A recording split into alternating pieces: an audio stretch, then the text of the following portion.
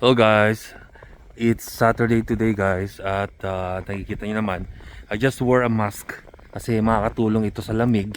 And at the same time guys lilinis tayo ng ating sasakyan guys. Nakikita nyo ngayon lang tayo nag vlog at medyo kakaiba at interesting ang vlog natin.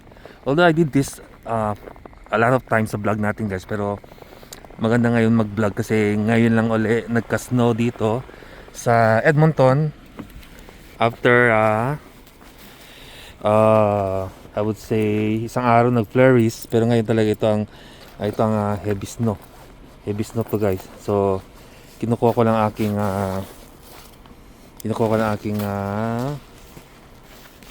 susi at ako'y medyo paranoid na at akala ko naiwan ko yung susi ko. Okay guys, ito ang ating snow. Hindi ko nalagay yung ating trapal. May trapal tayo nilalagay sa windshield natin. But I need to get things done here. Get things done. Kita nyo naman. Ganyan kapal ang ating snow. Ganun kalakas. And I'm sure later guys may masastock na kasi kumakapal na yung snow natin. And pagdating sa bahay, magsha-shovel naman tayo. So the weather's crazy. At maglilinis muna tayo ng ating sasakyan guys. So ngayon guys, nasa loob na tayo ng sasakyan. Sa nakikita nyo naman guys, ganang kalakas ang snow. And they said na it will be around 15 to 25 ang lakas ng snow, or ang dami ng snow. Kaya I'm sure mamaya mahirap mag-drive at maraming mag-absent sa work. And of course maraming magsho-shovel sa kanya-kanyang bahay guys. Kaya good luck sa akin pa uwi. At ang temperature today is -8. And wala pa rin pong humpay ang pagpatak ng ating snow guys. Yan guys. Okay, I'll see you later for this snow vlog. Okay. Okay guys, so ngayon nagdadrive na tayo. So papakita ko sa inyo how the road looks like at 7:27 in the morning. So tuloy pa rin ang snow. And maraming nakaparada dyan kasi this is a hospital guys. This is a Sturgeon Hospital here in St. Albert. And ayun, mga nakapark dyan guys, mga nurses yan, or mga employee nitong hospital. Ngayon guys, pauwi tayo. We're from St. Albert and then we're heading to Edmonton guys.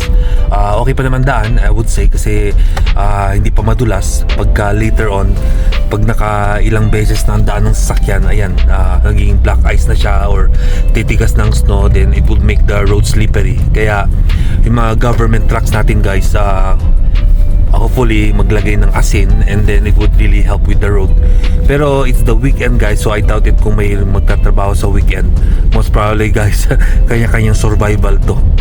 At it's already 7:28 at nakikita nyo naman, if it's winter time, madilim lagi dito sa Canada or dito sa North America kasi winter time nga. And mostly lumiliwanag guys mga around 8:30 if I'm not mistaken, or 9, something like that. Pero mostly at this time madilim pa guys. Okay, we'll see you when I get home. Just to be safe and pray for me. Bye bye.